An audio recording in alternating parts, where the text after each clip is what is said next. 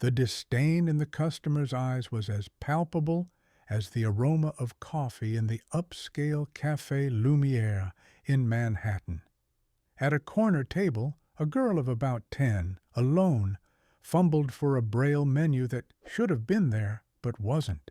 Her eyes, hidden behind sunglasses, belied the growing fear in her heart as she whispered repeatedly, "Mommy, come back soon. Mommy, come back soon." Jade Robinson, 26, watched from behind the counter, wiping it down.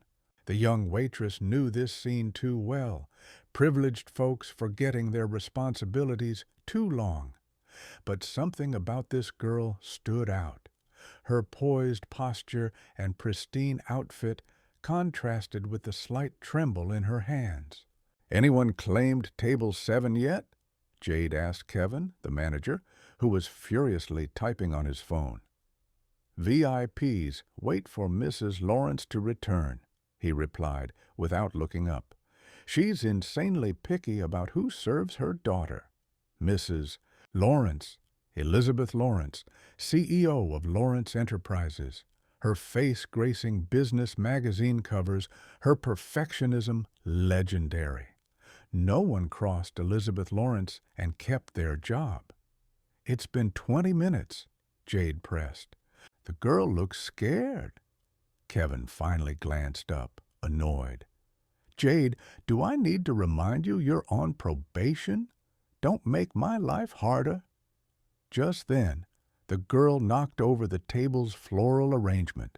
Water splashed, soaking her dress. Her lips quivered as she frantically tried to clean the mess with napkins, unable to see her actions. Jade didn't hesitate. Ignoring Kevin, she crossed the room, feeling the stares of other patrons. "Hey, friend," she said softly, kneeling beside the girl. "I'm here to help. I'm Jade." The girl froze. "Where's my mom?" "She's not back yet. I'm a waitress here.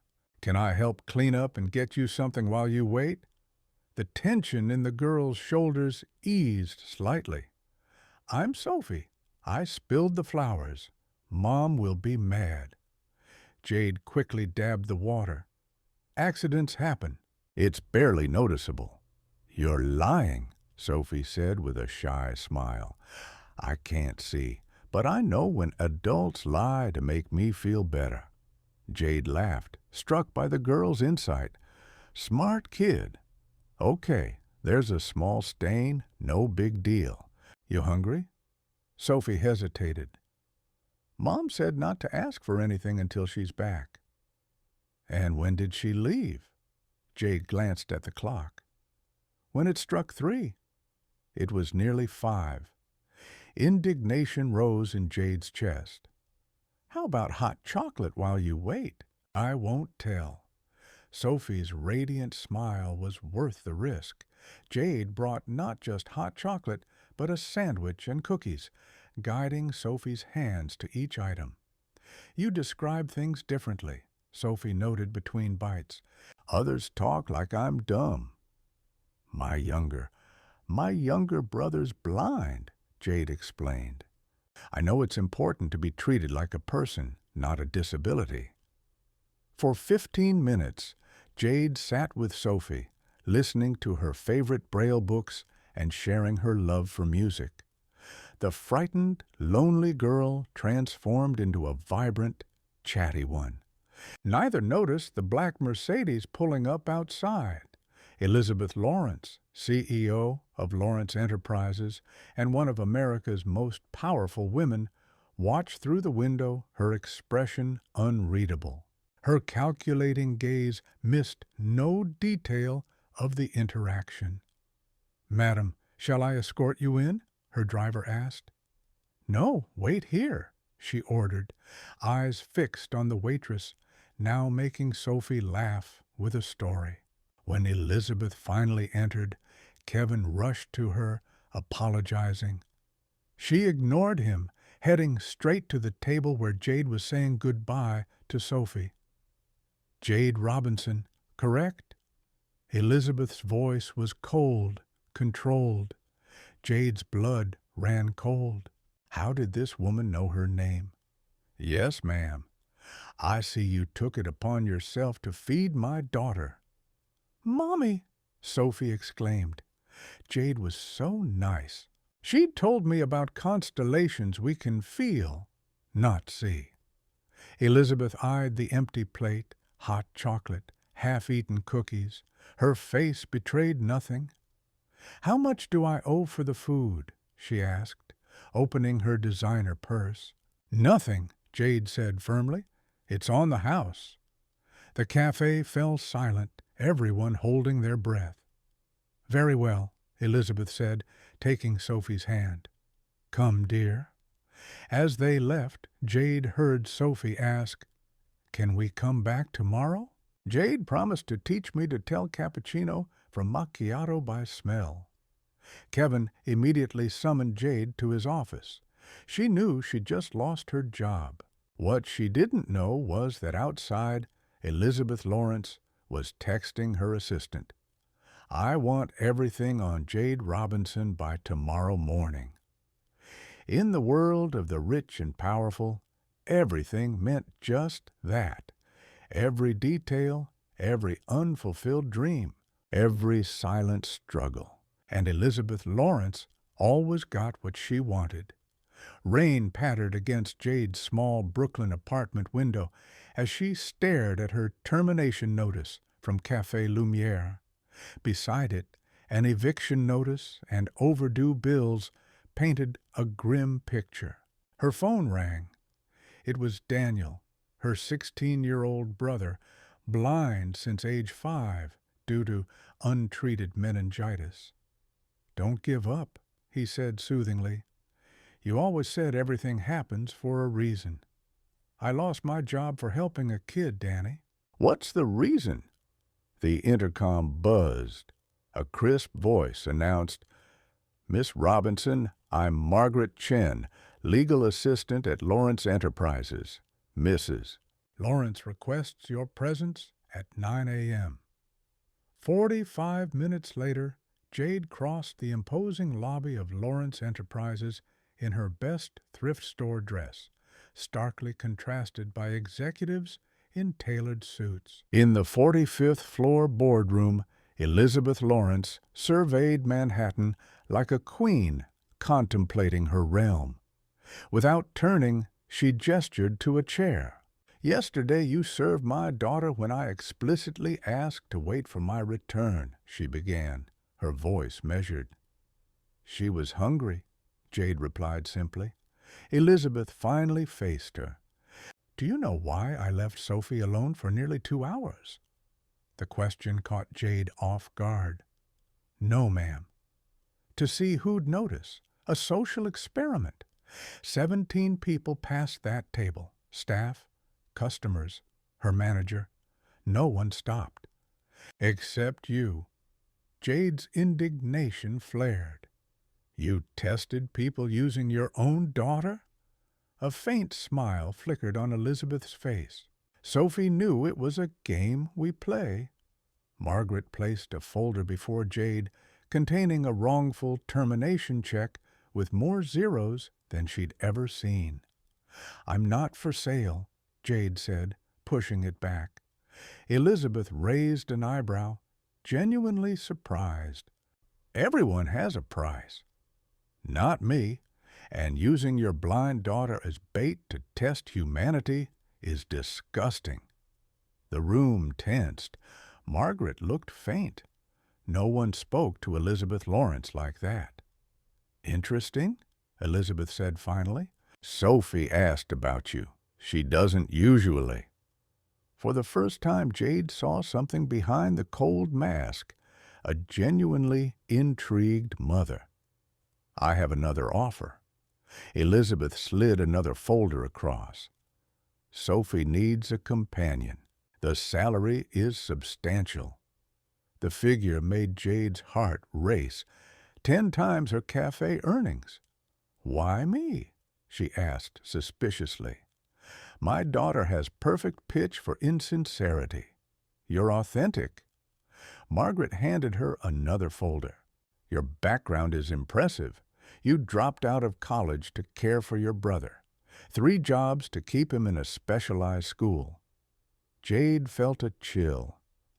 How'd you get this information? Elizabeth ignored her. I have resources. I know your brother's a gifted pianist. Wellington Academy would suit him perfectly. The nation's top music school, utterly unattainable for someone like Daniel. This is emotional blackmail, Jade said, reining in her anger. It's business, Elizabeth corrected. I'm offering opportunities for both of you. On her way home, Jade got a call.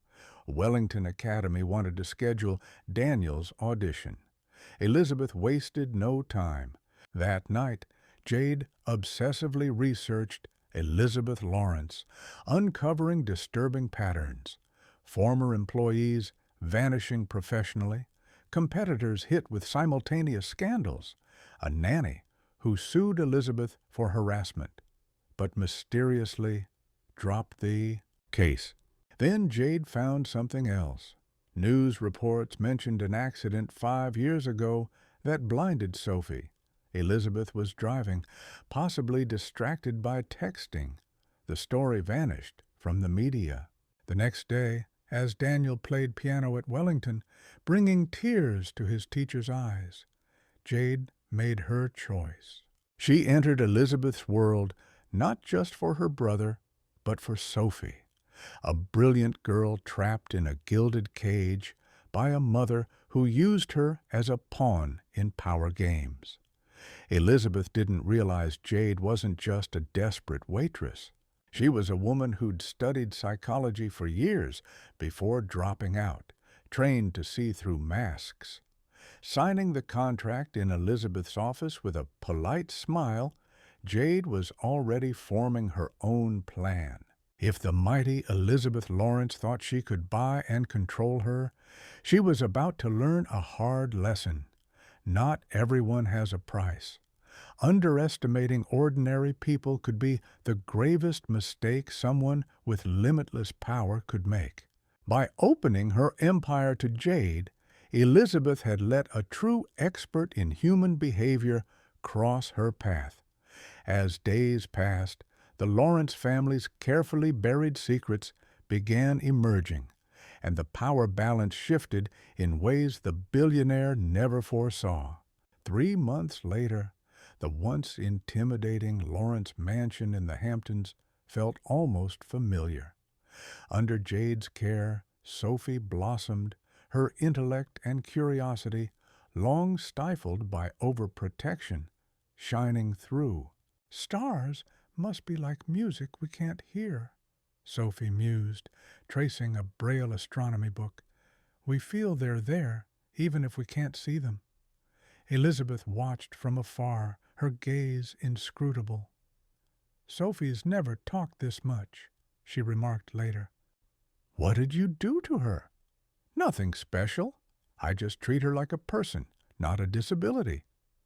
The next morning, while sorting Sophie's books, Jade found a box hidden deep in a closet. Inside was a diary and a USB drive. Ha! It's Mom's diary, Sophie explained, sensing Jade's pause. Uncle Thomas helped me hide it. Thomas Lawrence, Elizabeth's brother, was rarely mentioned. That night, after Sophie slept, Jade plugged in the USB. Its contents shocked her. Photos of a smiling Elizabeth, unseen by Jade. Videos of Sophie, still cited. And headlines never published. Lawrence Enterprises CEO under investigation for DUI. Elizabeth Lawrence's daughter may lose sight permanently. An email from Thomas to Elizabeth, dated a week post-accident, confirmed the worst. Vic, your lawyers buried the story. The judge sealed the records. The other driver took a settlement. Sophie deserves to know the truth someday. Elizabeth had not only caused the crash, but used her power and wealth to cover it up. The next morning, Elizabeth announced, I have a meeting with a Vision Impairment Children's Fund. Sophie's coming." Something in her tone alarmed Jade. A quick search revealed no such meeting was scheduled. Instinctively, Jade slipped a small tracker into Sophie's backpack. 3 hours later, the tracker showed a remote location 100 miles from the city. Jade called her only possible ally, Thomas Lawrence. Thomas revealed Elizabeth had canceled Sophie's experimental treatments for 5 years whenever they were found, procedures that could have partially restored her sight. "Why?" Jade asked, horrified. "Guilt-driven control. Elizabeth believes if Sophie regains sight, she'll see her mother for who she is, the person responsible for her blindness." The GPS led them to an isolated clinic. Through a window, they saw Elizabeth arguing with a doctor, while Sophie, confused, waited in an exam room.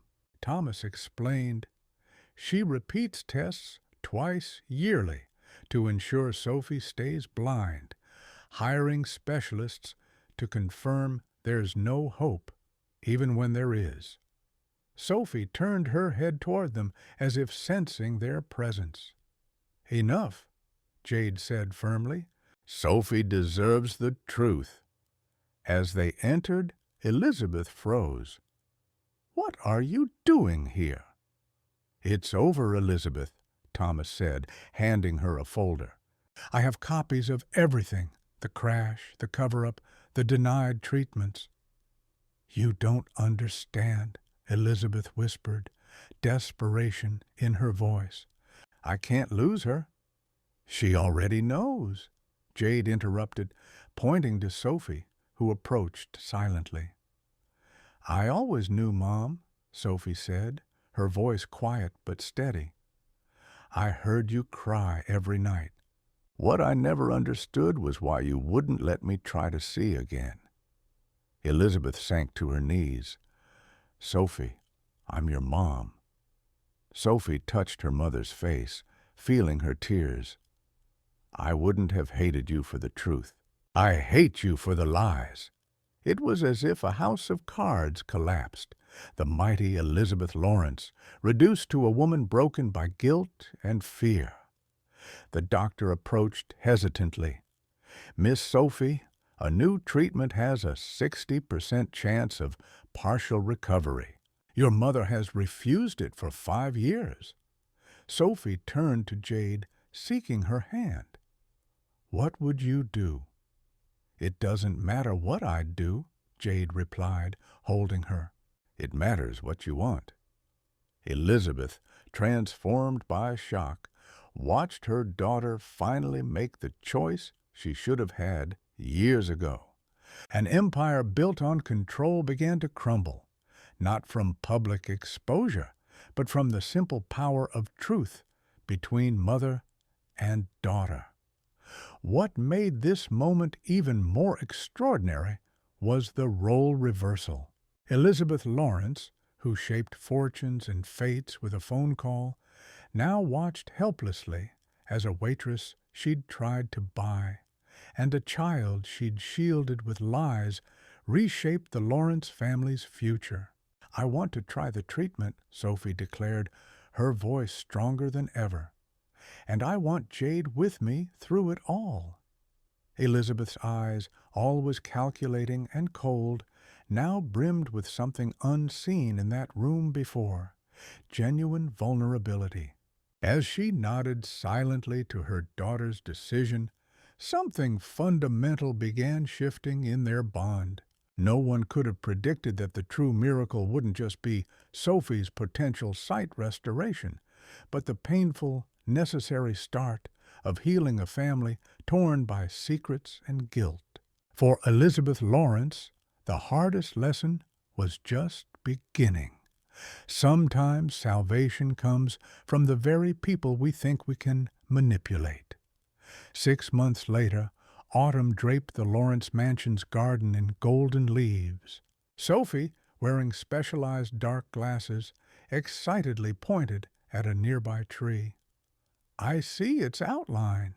It's brown and orange at once, she cried, her voice brimming with joy. The experimental treatment had partially succeeded. Sophie hadn't fully regained her sight, but she could now discern shadows, object outlines, and on good days, some colors. For someone who'd lived in darkness for 5 years, it was like rediscovering the world. From the porch, Elizabeth watched, holding a teacup in slightly trembling hands. Her corporate empire remained untouched, but something fundamental had shifted within her. The fall wasn't public or financial. It was personal. It's still hard for her, Thomas remarked, sitting beside his sister. Seeing Sophie improve means facing what she did. And what I didn't do, Elizabeth added, her voice stripped of its usual iciness. 5 years lost to fear and guilt. Thomas smiled gently. Not 7, not 10, not a lifetime. You've finally stopped running. At Lawrence Enterprises, changes were evident. The relentless CEO now left at 5 p.m. sharp for Sophie's therapy sessions. The Lawrence Foundation for Visually Impaired Children, once a PR tool, became a true priority, funding innovative research and accessible treatments. Jade watched these shifts with cautious optimism. She remained Sophie's companion, but now also coordinated the Foundation's social programs. Her brother Daniel stunned audiences at Wellington Academy, his talent finally finding its stage. "Did you know this would happen?" Elizabeth asked one afternoon, watching Sophie and Daniel play piano together. "That she could get better? That I could change?" Jade paused. "I knew Sophie deserved a chance. As for you, I'd bet on the possibility." Elizabeth nodded knowingly. "Know what scares me most? Not that Sophie will blame me for the crash. It's realizing how much time I've wasted trying to control everything and everyone, when the only real control we have is over our own choices." That evening, Elizabeth called Jade to her office. On the desk lay a set of documents. "I want you to run the foundation," she said without preamble. "Not as an employee, but a partner." Jade studied the papers, stunned. Elizabeth was offering her 40% of the foundation, full autonomy, and a budget that could help thousands of kids. "Why?" Jade asked, still wary after months of psychological games. "Because you saw my daughter when I saw only her disability," Elizabeth said simply. "Because you saw truth where I saw only control. And because the foundation needs someone who knows compassion can't be bought." In the eyes of a woman who, 6 months prior, believed everyone and everything had a price, there was sincerity. On Sophie's birthday, the Lawrence mansion hosted guests for the first time in years, not executives or politicians, but children from the foundation and their families. In the garden center, Sophie, now in glasses that let her discern basic shapes and colors, proudly presented an exhibit of tactile sculptures she'd created to see with her hands, as she explained to visitors. "Any regrets?" Thomas asked Jade, watching his sister mingle with families, no trace of her former condescension. Jade smiled.